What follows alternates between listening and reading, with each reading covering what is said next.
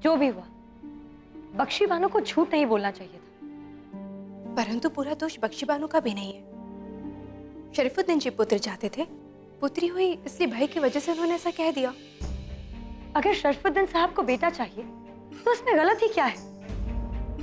हर मर्द यही चाहता है कि उसका खानदान आगे बढ़े, उसका वारिस पैदा हो।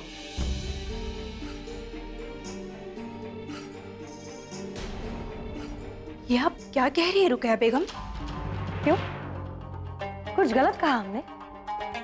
दुनिया इसी ख्याल पर आगे बढ़ती है, एक बेटा ही खानदान को आगे बढ़ाता है, माँ बाप की शान और रसूख को आगे बढ़ाता है।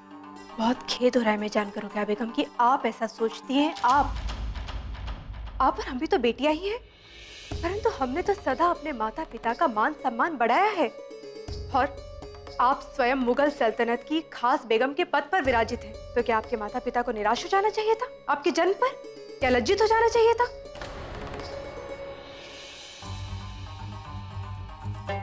इसमें कोई शक नहीं है जोधा बेगम कि आप दलीलें अच्छी दे देती हैं, लेकिन दलीलों से महफिल बनती है, जिंदगी नहीं। जरा तारीख उठाकर देखिए और बताइए हमें जोधा बेगम, अगर लड़कियां खानदान चलाती होती तो शादी के बाद उन्हें अपने मियाँ के घर ना जाना होता।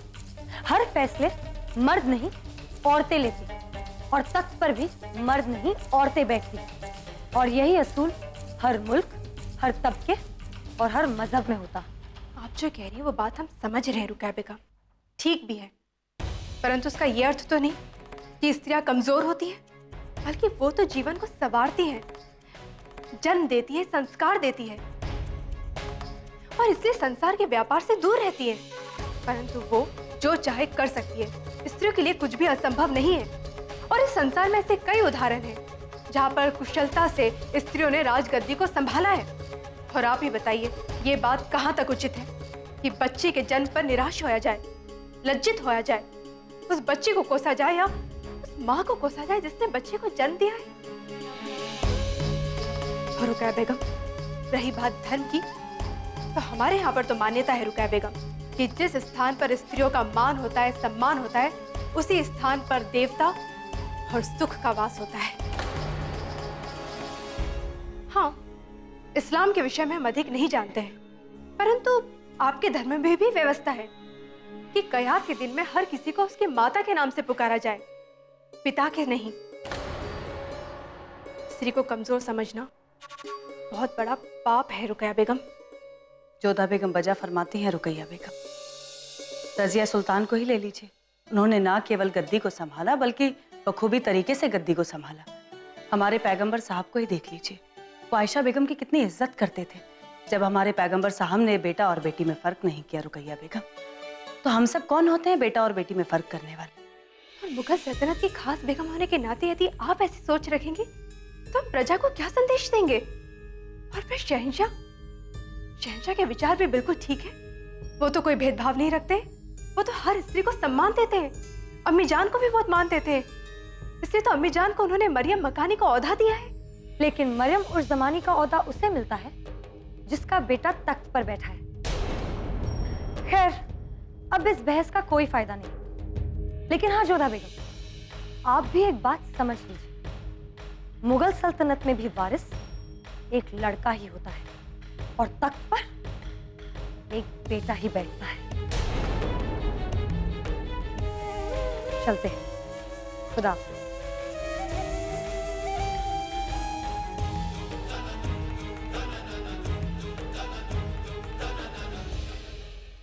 हम हाल फिलहाल में ही मामू जान बने हैं। इस मुबारक मौके पर किसी का खून बहाना हमने वाजिब नहीं समझा।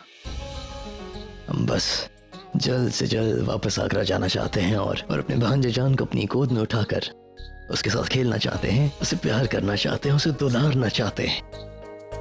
कुछ दिनों में आपकी खुशियां दोगुनी हो जाएंगी शहंशाह, जब बुआ सा माँ बनेंगी। गलत मान सिंह जी, दुगनी नहीं तिगुनी। बिल्कुल बजा फरमाए अपने तोड़मल साहब। तोड़मल साहब, हमने सुना है कि वालिद बनना एक मर्द की जिंदगी के लिए उसका सबसे खुशनुमा पल होता है। हमने देखा है कि कैसे बख्शी बानो हमारे भांजे को जब अपनी गोद में उठाती है तो कितना सुकून होता है उनके चेहरे पर। बिल्कुल शहंशाह। तोड़मल साहब, हमारे भांजे के मुस्तकबिल के लिए हमने फैसला किया है कि हम शरीफुद्दीन को उसके सारे पुराने सूबे वापस सौंपेंगे। आपका निर्णय उचित है शहंशाह। तो आगरा पहुंचते ही इस बाबत आप एक शाही फरमान जारी करेंगे। जी शहंशाह।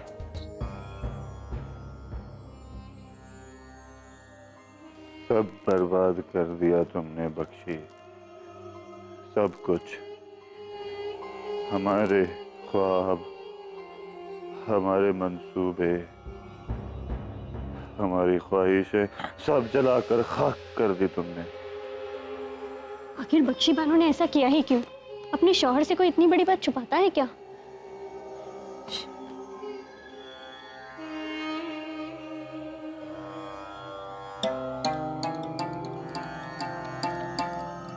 बेचारे शरफुद्दीन साहब, पहले ही शहंशाह ने उनसे सारे सूबे छीन कर आगरा में बिठा रखा है और अब इतनी बड़ी ठेस।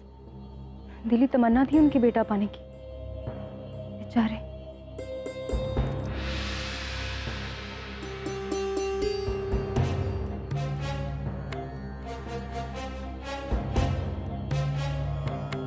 बेचारे शरीफुद्दीन साहब, जो लोग कल तक हमारे नाम से कांपते थे,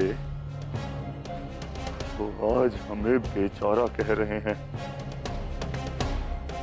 सब कुछ तुम्हारी वजह से हुआ है बख्शी। तुम्हारी वजह से हमारी कोई इज्जत नहीं रहेगी। हम तुम्हें नहीं छोड़ेंगे। ऐसा कब तक चलेगा बेगम साहिबा? कुछ खा लीजिए, वरना आपकी और आपके बच्चे की सेहत पर बुरा असर पड़ेगा।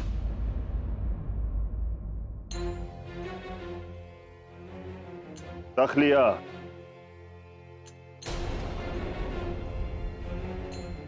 हमें हमारी बेगम से तन्हाई में बात करनी है।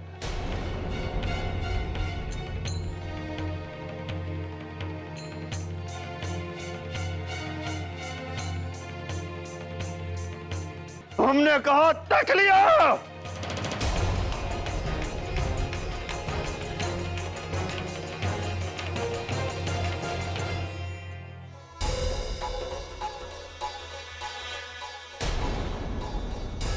बहुत मोहब्बत है ना तुम्हें इस लड़की से?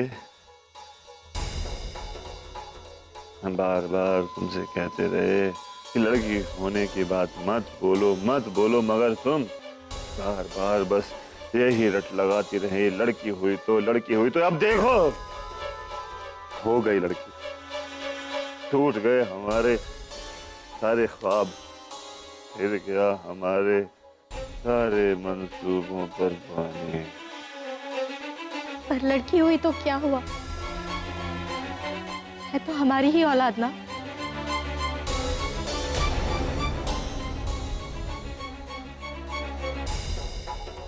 कुछ नहीं हुआ। हाँ,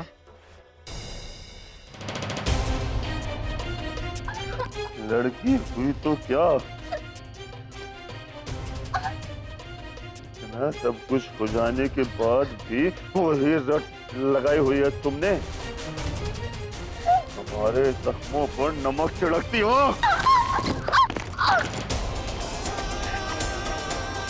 हम इस लड़की का कत्ल कर देंगे।